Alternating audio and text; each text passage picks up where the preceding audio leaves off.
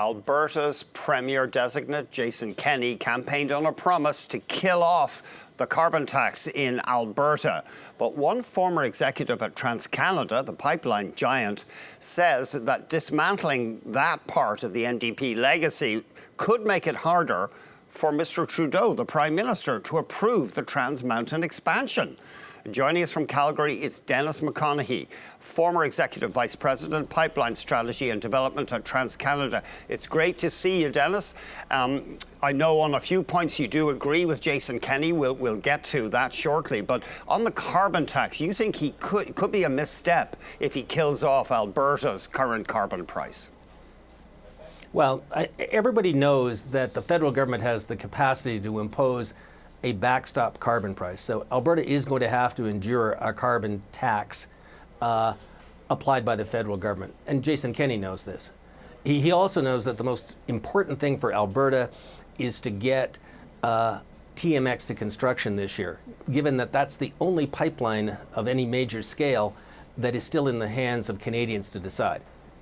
We all recognize that it would be very fortuitous if KXL can finally get to construction this quarter, but we're almost in May, and there has not yet as yet been an announcement on that. So it's critical that TMX is reapproved, and it would be, I think, important for Jason Kenney to relate to Justin Trudeau in a fashion over the next 2 months as we are moving to this mid-June approval, where whatever deconstruction of the Notley legacy of carbon policy and climate policy in Alberta he's going to embark on, perhaps one that he might recognize is that when it comes to carbon pricing through a carbon tax federally imposed, that's something that he can simply avoid probably fruitless litigation, and by doing that, perhaps improve the chances that the federal government doesn't indulge in more procrastination about that reapproval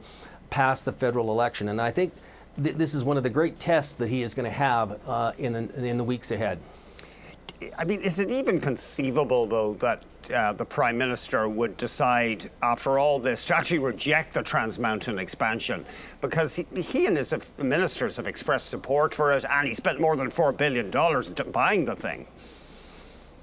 That is all true. It would seem incredible, but by the same token, the original approval, the willingness to buy the pipeline last year to preserve the project was heavily premised on the existence of the Notley climate plan.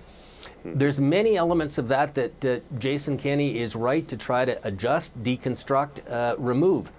But there has to be credible carbon policy, and the federal government, has put forward the fact that carbon pricing is like the core element of, the Pan-Canadian framework that, goes back to 2016. When you think about all the places that one could, make some compromise, find, as Kenney mentioned last week, common ground, abiding, and I would underscore the word abiding a federally imposed carbon tax if it ensures a reapproval, notwithstanding that the federal government has already spent $4.5 billion of Canadian taxpayers' money. I think that would still be a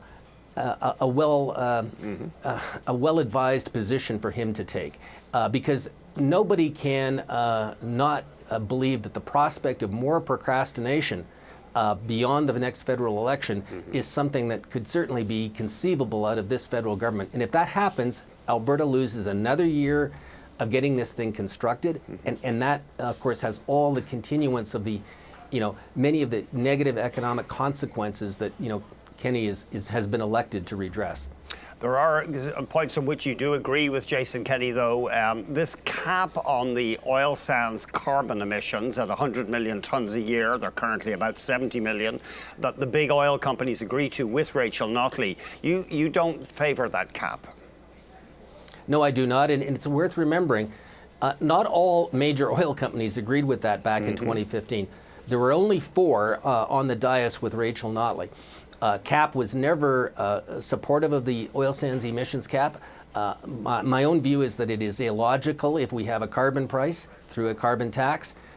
It's singling out one form of emissions versus any other that are occurring in the country. I would fully support Jason Kenney insisting that any accommodation with the federal government on climate policy include an acceptance that this cap is removed, and also, and just as importantly, standing down on Bill C-69, because that is a piece of legislation that I do consider to be antithetical to the interests of Alberta until it's fundamentally reinvented through new negotiations after this next federal election. So there are some very important things that this Premier-elect is going to have to go to the wall on, and that's why I think showing some finesse on abiding a federally imposed carbon tax would be a well-advised tactic on his part.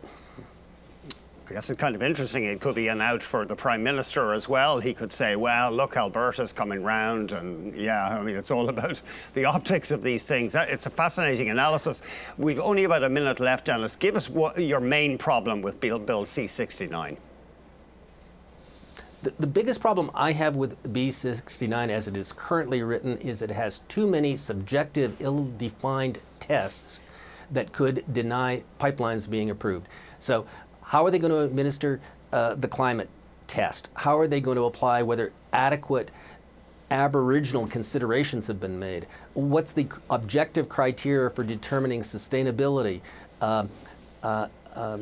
gender effects? I mean, and we could go, with more time permitting, I could go into the sins of omission, the things that they haven't fixed to take the risk out at the front end. But in a nutshell, that is the biggest problem with this piece of legislation. We could go on about excessive ministerial discretions in the hands of the Environment Minister rather than the federal cabinet, the lack of standing tests. But in that minute, I'll just focus on those. Thank you so much, Dennis. Always great talking to you. Thank you. Dennis McConaghy, former Executive VP for Pipeline Strategy and Development at TransCanada.